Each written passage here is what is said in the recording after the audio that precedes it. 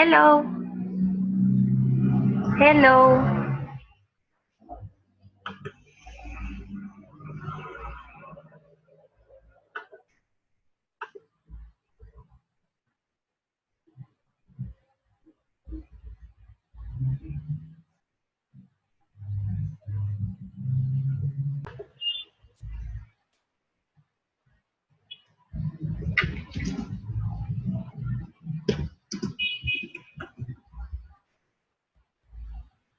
Hello.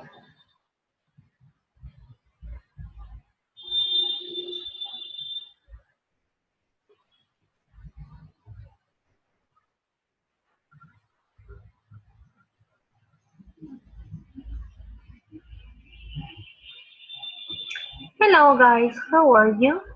I want you to welcome you to the course of English for Business.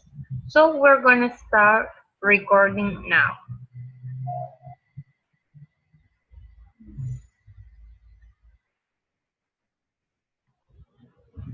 Okay, so today is session 3. It is the company and its information and your teacher Liliana Quipuzco. As always, we are going to do all the class in English. Como siempre, vamos a hacer a partir de ahora toda la clase en inglés. Primero vamos a ver las consideraciones del curso. First, we will see the course considerations. First, you must speak English during the entire conference. Second, you can ask questions during the course of the conference.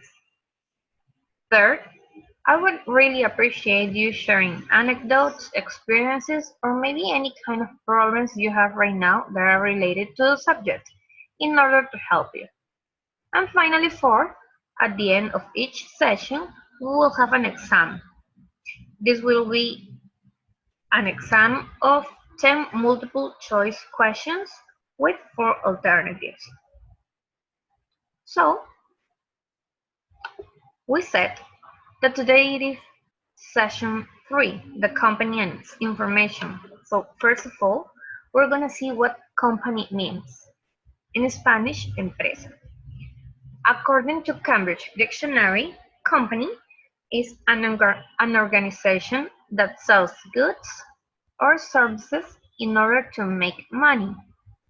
For example, she works for a company that imports cars. Another example could be, he works for a company that gives classes, for example. On the other hand, Oxford Dictionary says that a company is a commercial business. So we can see in both definitions, in both meanings, that a company is a business, that you can sell goods or services that you are going to receive money. So, in this case, what's the difference between a company, a business, and an enterprise? I want you to think if have you ever heard about these words? And do you know what's the difference between one another? Do you? I want you to think for 10 seconds. What's the differences that you think that these 3 definitions have?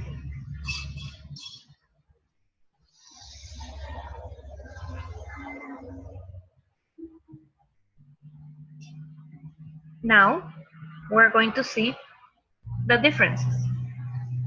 You can see that here we have some differences of business, company, and enterprise.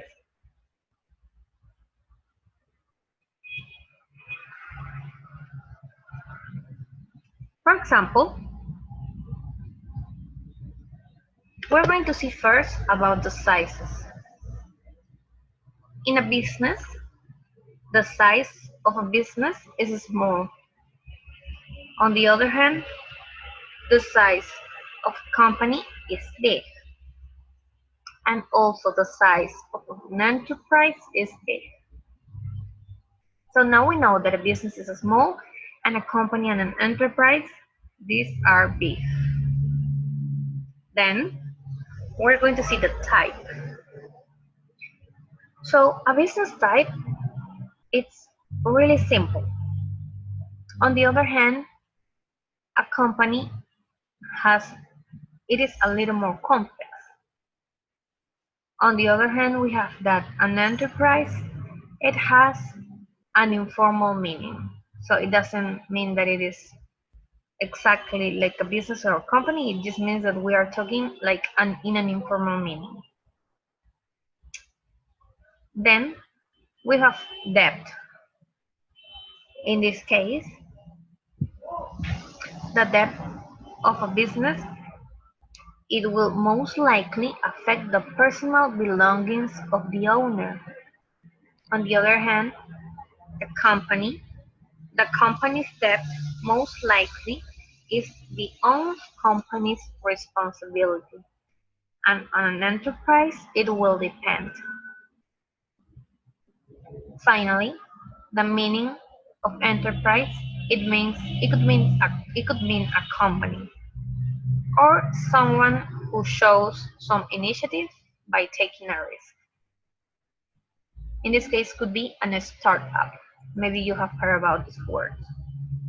So basically, a business is really small, it is simple, and what you the debts that they have might affect the owner's personal belongings. For example, a business could be maybe the little store that you have on your neighborhood where you buy your sodas or your cookies or anything that you need on a daily basis. So it is small and simple. On the other hand, a company it is bigger, it is more complex, and the debt it would only affect the company's responsibility. So maybe we have this in here for company, the one that sells cars. On the other hand, an enterprise it is also big, and the debt might depend, and the type could be informal meaning. So in this case, an enterprise could be maybe a company, so it would be like a synonym for the company, and also it could mean it could mean someone who shows some initiatives by taking a risk. In this case, what we know now as an startup. Okay, so now that you know the difference between company, business, and enterprise in English, do you think that it might apply to Spanish?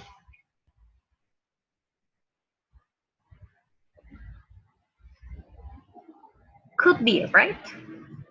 Could be that you can find some similarities between definitions in Spanish and in English. But when you speak, normally you use company, business, and enterprise as synonyms. So when you're talking to one another, these three meanings basically are used as synonyms. But now you know what are the difference between one another. Now we're going to see the company and its collaborators. Now you know what it is a company, but do you know what it is a collaborator? Have you heard about this word? I want you to think for 10 seconds if you have ever heard about the word collaborator, or maybe if you can come up with a meaning for this word.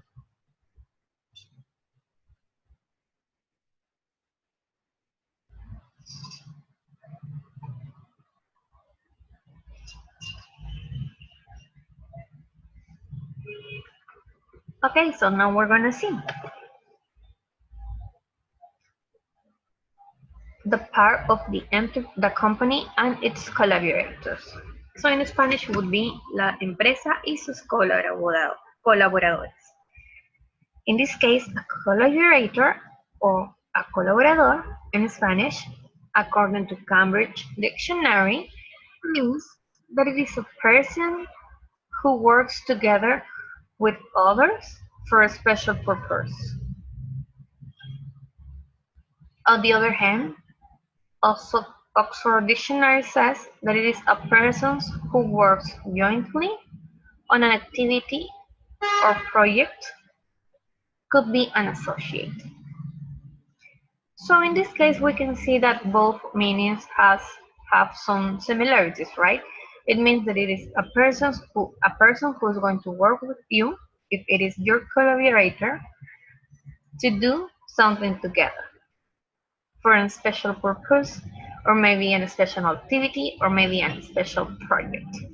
In this case, you're going to see the word stakeholder. Maybe you have heard about it. In this case, an stakeholder, we could mention that it will be kind of similar. So we're going to see the collaborators for a company, especially for a company that imports. So in this case, in an import company, the collaborator companies could be the following. First, we're going to have the importer, that is going to be you, who is located in Peru. Then we're going to have the supplier. This supplier is the one that is going to supply, to give the raw material. For example, if you are going to buy a furniture that is made from wood, the supplier is going to provide the wood. This supplier usually is going to be on another country, in this case if we are talking about an import company. But it will depend, because maybe we are going to buy, like I said, furniture from Italy, but maybe the wood is from Peru. So maybe the supplier could be in Peru. He shipped the wood to Italy. They manufacture the furniture there, and then we're going to get back and import this furniture, this wood already processed, and transform into um, a furniture back to Peru. So the supplier could be in our own country, or maybe in another country. Then we are going to have the manufacturer. The manufacturer is going to be the one that is going to process this raw material given by the supplier, and is going to give a value to it. So in this case, like I said, if we're going to have wood from a supplier, the manufacturer is the one that's going to transform the wood into maybe a bed. Then we will have the exporter. In this case, the exporter, it is the one that is going to offer the products to another country, is the one that is going to sell. This exporter, if we're talking about import business, it's going to be always in another country. So in this case, we were talking about furniture. So our exporter is going to be on Italy, and is going to sell the beds to us.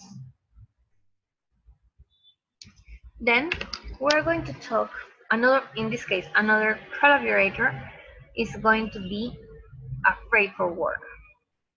In this case, a freight forwarder is going to offer services, in this case, specialized services about storage, that it means that they are going to take your products to a special place between, after the exporter is going to send it to Peru, before it gets to our own um, to our store. Also, the freight forwarder is going to take care about the handling and packing of the goods, how to pack the furniture in order to um, don't get messed up or get broke in the transport from Italy to Peru. Also, he's going to give this freight forwarder is going to give specialized services on consolidation and reception. It means that he's going to receive the products from the exporter and also is going to make the consolidation in case that we are not going to bring an entire container, just a part of it. He's going to make the consolidation services. This freight forwarder, we're going to have one freight forwarder in the exporter country and one in the importer company, in the importer country. So we're going to have two. Depending of the Incoterm that we're going to use, we will have to take care about the freight forwarder in destiny, in Peru, and the freight forwarder company in origin. It means, in this case, in Italy. Then we are going to have a custom broker. Have you ever heard a custom broker? What it is? A custom broker is the one who manages the customs procedure. So he's going to take care of the what we call dam or dua in Spanish, in Peru, and also in Italy.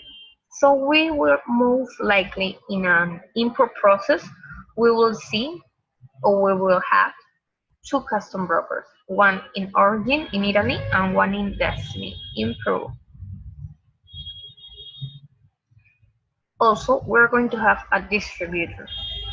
This means if we will have someone, maybe a company that is going to supply the goods to stores and other businesses. For example, if we import maybe this furniture, but we're going to sell it to many stores. For example, we're going to sell it to Saga, to Ripley, to Paris, to Oeshne.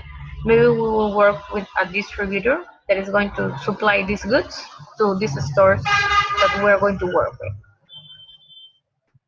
So this distributor might be in our own country or maybe could be in another country, in this case in Italy, if the exporter has his own distributors. And finally, we're going to have the carrier. The carrier is the one that is going to give the professional conveyance of the goods.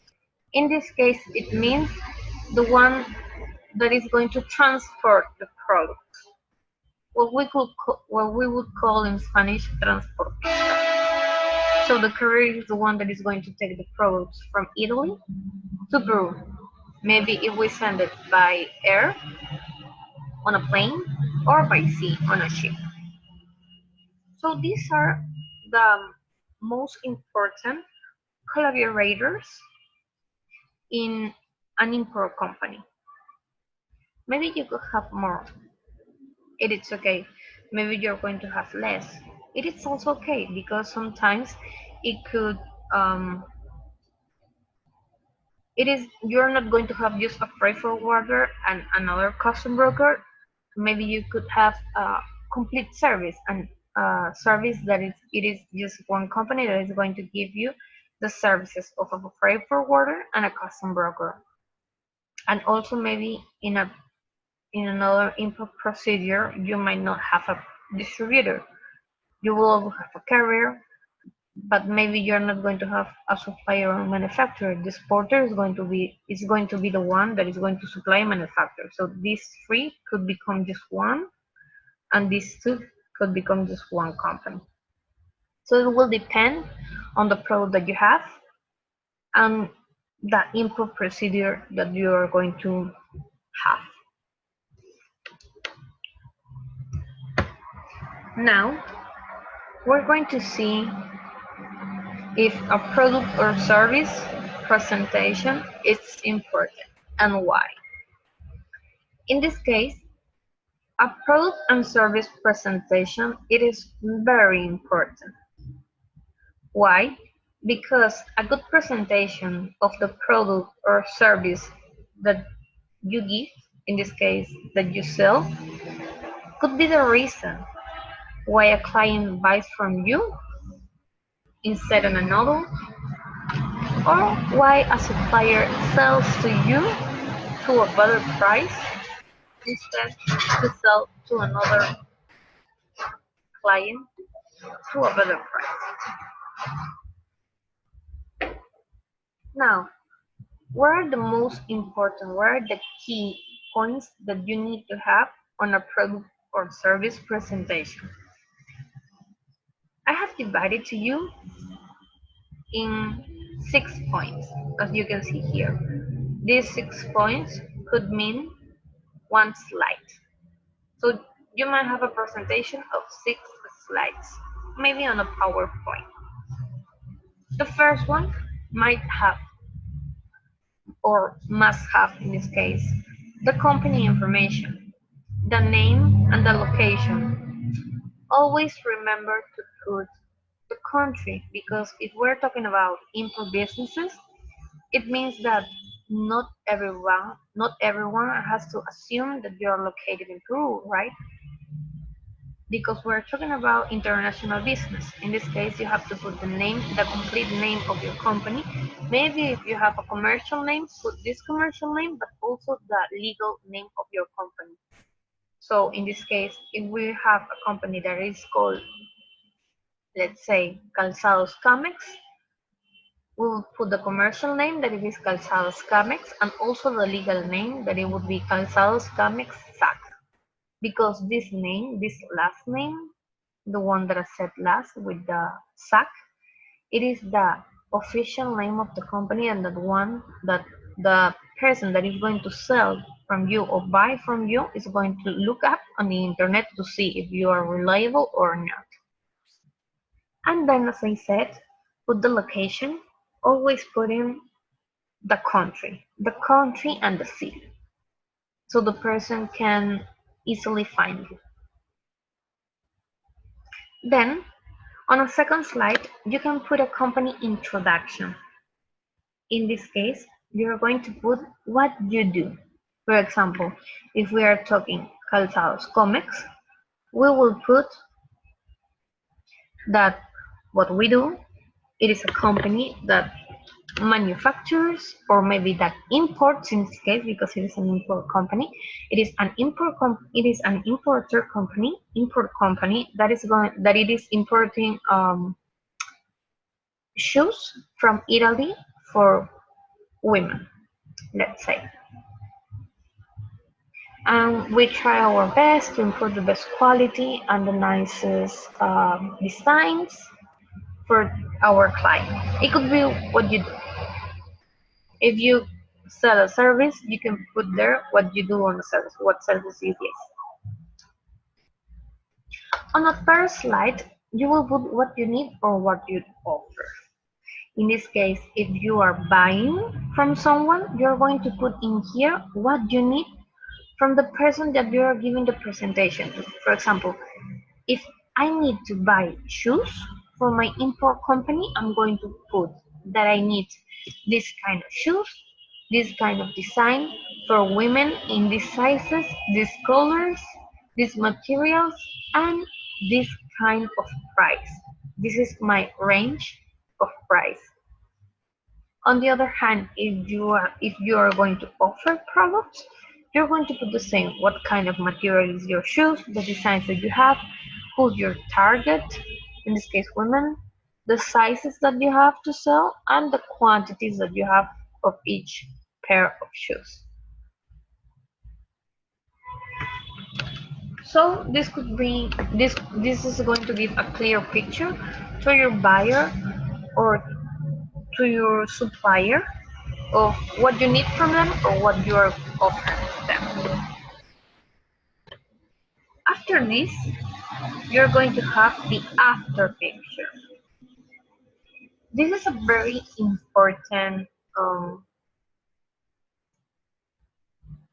a very important, how we can say, a very important part of the presentation, because it is someone that not everybody tends to do. So if you do this, it is going to be a plus for you.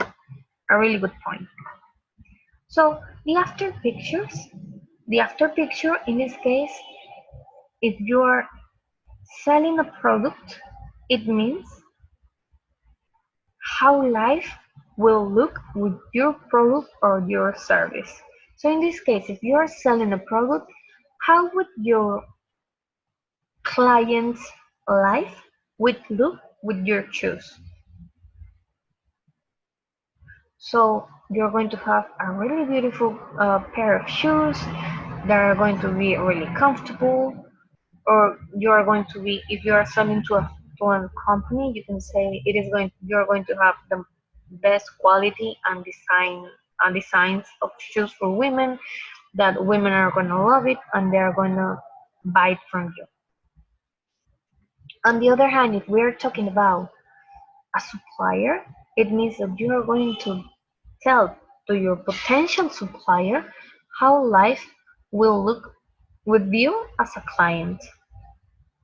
So in this case, you're going to sell to your supplier. If I am your client, if you sell the shoes that I need to me, you're going to have always a loyal client and someone that is going to be able to buy from you more as long as the time passes. I'm going to buy more from you, and also I'm going to be a very punctual if we're talking about payment. So this is something really nice that not everybody does.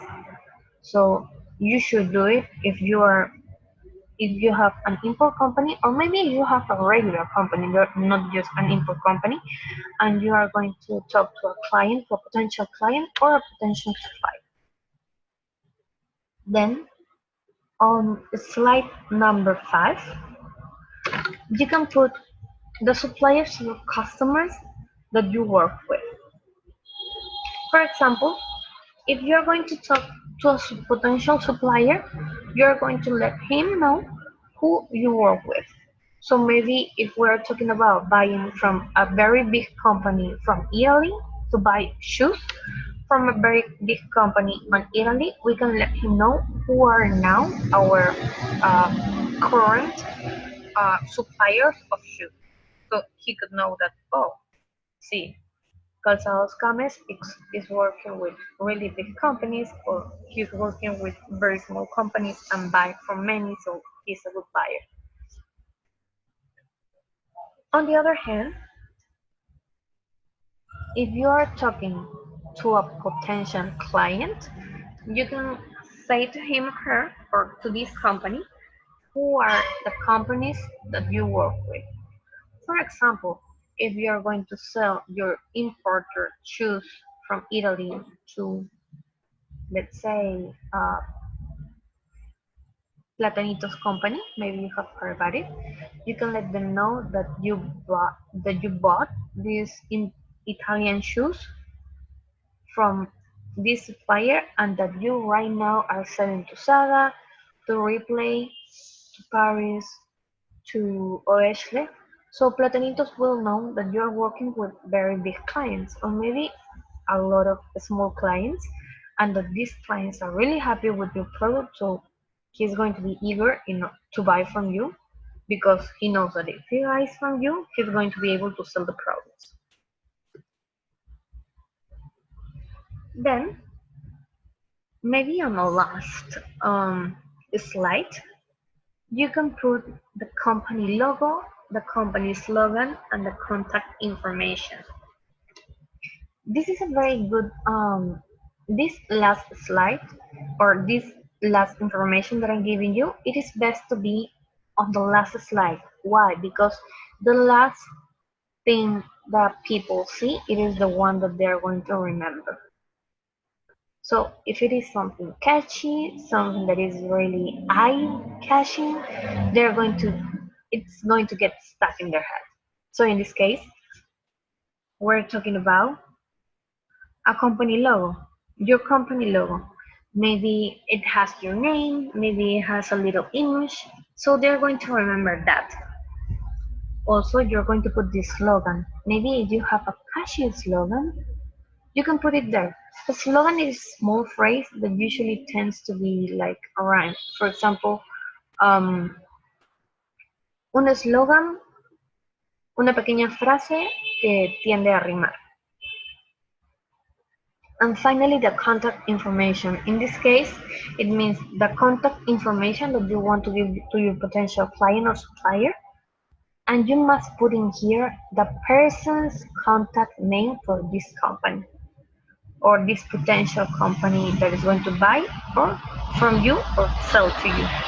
For example, if you gave a presentation to a potential supplier, you have to put in the last the contact information that this potential supplier must get in touch with if he wants to sell products to you. For example, me as Liliana, I'm going to give the presentation about calzados comics to my supplier in Peru, but maybe I'm not the one responsible if they decide to sell to us. So in this case, I will put in here the contact information that this company, this potential supplier, which person he or she has to reach to in order to give more information after that presentation. Always remember to put on the contact information that if you put maybe an address, don't forget to put the city and the country. And if you give a telephone number, always remember to put the um, the code for the calling. In this case, for Peru would be a plus, a 5, and 1 for Lima. Why you have to put this code, calling code for country? Because remember that it doesn't always mean that you're going to be on the same country as your potential client or supplier. So you must make sure that this information is clear.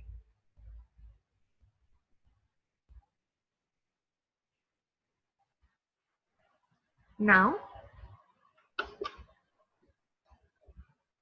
we're going to see a personal business card.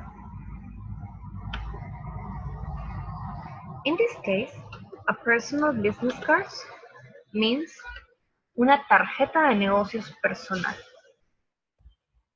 On a personal business card, in this case for import business, you must include the following information. It is a must.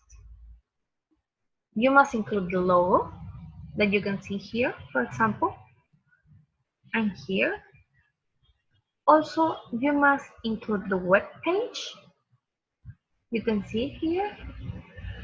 In here, we cannot see it very well.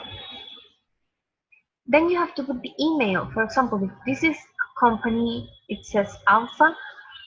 It is the personal business card from a sales person of Alpha. In here, you have to put the email for the salesperson. For example, let's say that it is me. So it would be liliana@alfa.com.pe, let's say, as an example. Then you have to put the name of the person, who this personal business card belongs to. In this case, it would be Liliana. Below that, you have to put the job title. In this case, it would be, let's say, sales manager. Also, you have to put the phone numbers. In this case, also applies what I said. If you give the phone number, it means that you have to put +51 and then the following numbers. In this case, for Lima, if you are in another city that is not Lima, it would be +51 and the code for your city. And finally, as a must, you must put the address. In this case, don't forget to always put the address with the city that you are in and the country that your company is located in. Okay, remember to always put the country code and the city and country in the address and phone numbers, because you're going to do business with international people, people from another country, companies from another country. So they are not going to be always in Lima, Peru, or maybe in another city in Peru, so they don't always have to assume that they are in the same country as you.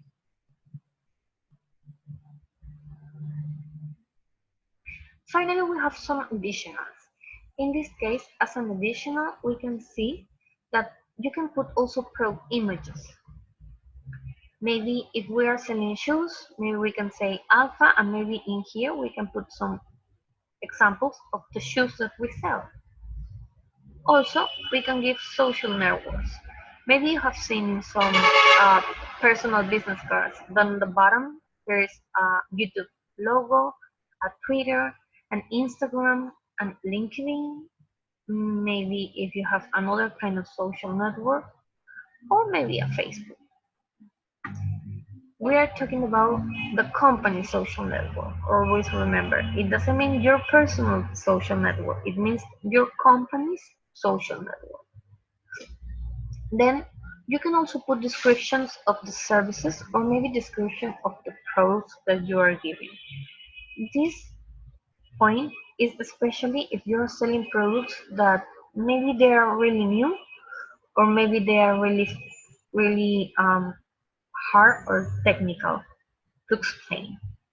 So by giving a brief description, you're going to make it easier for the potential client or supplier to understand what you need or what you offer.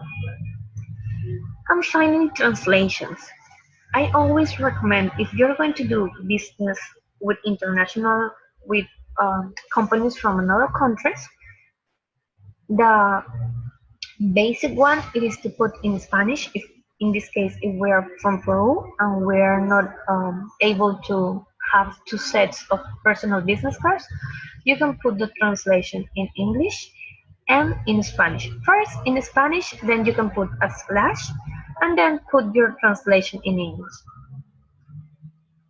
But if you're going to do business with not just English speaking people, but another kind of another kind of uh, language, you can put in another language. Maybe if you are just doing translation with people from China and you are able to speak in Chinese, or maybe not, but you are always talking to Chinese people, you can put your translations in Spanish and in Chinese. I would not recommend to put in three languages in just one personal business card because it could get too it would be too much information, and when it is too much information it can create confusion. For example, you can see here that the designs tend to be really simple. Finally, if you are able to have 2 or 3 sets of personal business cards, go ahead and do it. Have one in Spanish, have one in English, and have one in, let's say, Chinese. But always remember to not just translate from Google Translator, but always ask someone that really it is very comfortable and knows the other language. For example, if we're talking about Chinese, don't just translate from Google Traductor, or in this case, Google Translate from Spanish to Chinese and put it just on the personal business card, but ask someone else to check it out before you print. Okay? And finally, we're going to see a little video. This is a video of how to close a sale and why people don't buy. So I'm going to share with you this video. Have you ever had this experience? You try your very best to sell your products and services. You explain the whole thing. It makes perfect sense to the prospect, but yet at the end, they don't buy. And you wonder what's going on. Why the hell they don't buy? Today we're going to talk about the 5 reasons why people don't buy. The first reason why people don't buy from you is no need or low need. So in spite of how great your product is or service is, but the prospect, they might not need it, or they might not need it right now. So what do? Imagine this. You go into the mall and you know how you're walking to the mall, walking to your store, the store that you want to go to. In the middle, maybe between the booth, someone stops you. Hey, try this thing, free sampler, try this cream on. They are interrupting you. You have no need to buy that and you find it annoying.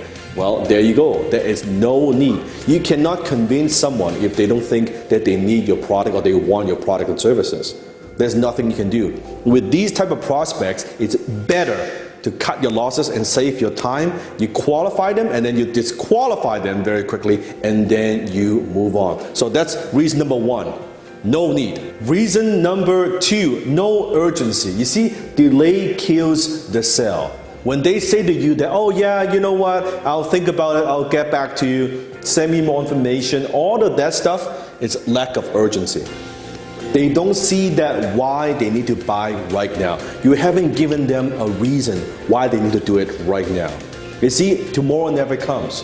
What you don't close today, you will not close tomorrow. Although they'll be very nice to you and they'll be very polite and say, yeah, you know what, follow up with me 3 months from now, I'll get back to you. No, you hear from me. And guess what happens? Comment below. What happens when they say that? You never hear from them again. Delay kills a sale. So what could you do? You need to demonstrate. You need to show them that, hey, why they need to do this right now. Maybe it is an exclusive offer. Maybe it's a limited quantity. That we only have so many of these. If you don't buy it right now, when they run out, you will not be able to get them anymore. Or it could be limited time that, hey, this is only available within this period of time. Or this offer is only available within this period of time. You have to give people a little bit of push, otherwise they don't act. Reason number three why people don't buy is no desire. You see, people don't buy what they need, they buy what they want. They want that car, they want that house, they want that new suit, they want that bag, just like my wife Jenny, they want that new pair of shoes, they want that vacation. They don't necessarily need it. You think about a lot of things in your life we don't actually need. You don't need that new computer. You don't need that new table. You don't need that new video game. You want it, the desire. How do you create that desire? How do you create that insatiable desire that people want to buy what you have to offer? Usually, you do that with an offer, an irresistible offer. How can you make it so compelling? How can you make what you sell so interesting and compelling and irresistible to your prospects that is a no-brainer and say, hey, you know what, I want this. And you can create that desire or you can tap into the existing desires they already have, that's already within them. You see, human beings, we only have so many desires. It's not as complex as you think. In the future, I might make a video on that. If you're interested, comment below and I'll make a video for you. So for now, reason number three, no desire. No desire, no sale. Reason number four, why people don't buy? No money. This is probably the most common one. No money, or they don't have a budget, or they don't have the money right now available to buy what you want to offer to them. Now, this may or may not be the case. If you're actually selling to people who's got no money, my question to you is, why the hell are you selling to people who cannot, in the first place, afford what you offer? But let's say they do have the money or they could find the money somehow. What this usually means is no value. What they're saying is, yeah, I can't afford it. Maybe they can afford it, but chances are is what they're saying is, I don't see the value in this. I don't see like why this costs so much. We as a closer, we have not presented our offer in a compelling way that they could see in terms of money and value. Everyone mentally, think about this, they have this scale. Value versus money, right? Which one weighs more? And when you have a lot of value and they compare, okay, for this amount of money, I can get this much value, suddenly they have more desire, they have more urgency that they want what you have to offer. So, reason number four, why people don't buy? No money. Reason number five, why people don't buy from you? Because of no trust. They don't believe you. They don't trust you. They don't trust your product, services. They don't trust your company. So how do you handle this? You can do this a number of ways. You can do that by giving them more social proof, by giving them some testimonials where your other customers, what they have to say about your products and services. Proof, social proof. Or you can tell them that your history of the company, how long you have been around, or proof or data or case study. If you're selling anything in the health and fitness niche, maybe show them some of those proof. Show them what the scientists have to say. If they don't trust you, they cannot buy. It's very, very important. But there's one more point. Not that they don't trust you. There's one thing that very few entrepreneurs and closers understand. They don't trust themselves.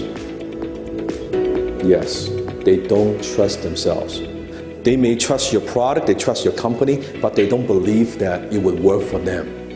They don't believe that they would even use it. They know, okay, he's going to be another product I buy. I'm going to put that on a shelf. I'm not going to use it. It's going to be a waste of money. How is this time going to be different? You have to address that.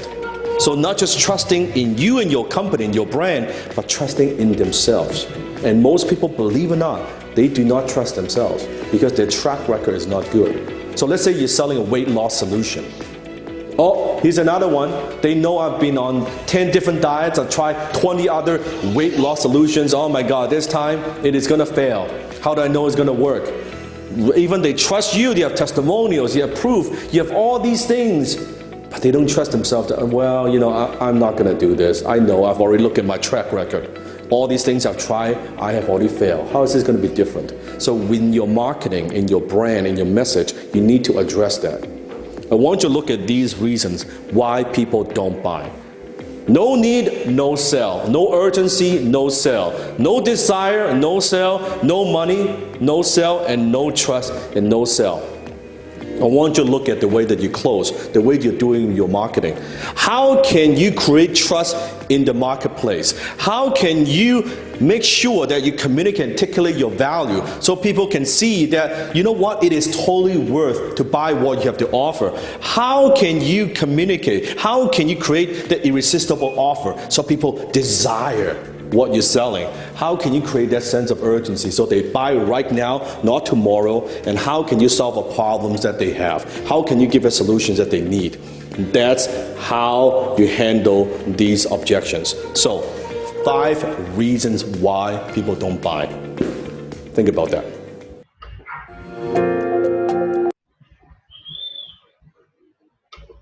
So, we saw in here the 5 reasons why people don't buy from you. In this case, it would be no need, no urgency, no desire, no money, or no trust. I'm going to leave you in here the link to the YouTube video so you can check it later and you can maybe see more videos from here. They're very, very good and they can help you not only for import business, but if you have a regular business or local business, you can use these tips for your own company. Finally, I'm going to leave you the references so you can check them later. This is where I took all the information from in order to make the class for today. Remember that today we saw the company, its collaborators, how to give a presentation for a product and a service, and finally using personal or how to create personal business cards. Okay, so this would be all for today. I want you to thank you very much for your attention. Today was session 3, the company and its information, and I hope to see you next week. Okay? Remember that if you have any kind of problems or maybe any kind of questions that you might have, you can write to info@camexperu.org.pe. In Spanish would be info@camexperu.org.pe. You can write in here to the guys at Camex and they might help you with any questions that you have. Okay? This would be all for today. I want you to thank you very much again. And this was Liliana Quipuzco, your teacher. Okay? Thank you very much. Have a nice day and a nice week. Bye bye.